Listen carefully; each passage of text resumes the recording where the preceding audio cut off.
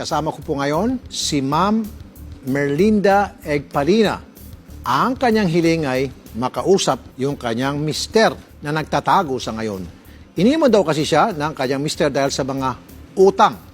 Pakita natin yung picture ni mister. Okay? Ayan po. Ayan, picture.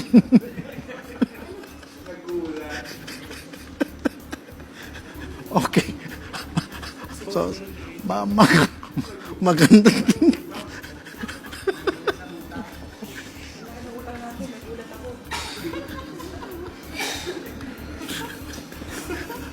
Picture yan, no? Magandang tanghali mo, ma'am. Magandang tanghali mo. Sino nagbigay ng picture na yan? Ako po. Okay. Sandali lang, ma'am. Sandali lang. Okay, ma'am. Sige, kwento niyo po nangyari.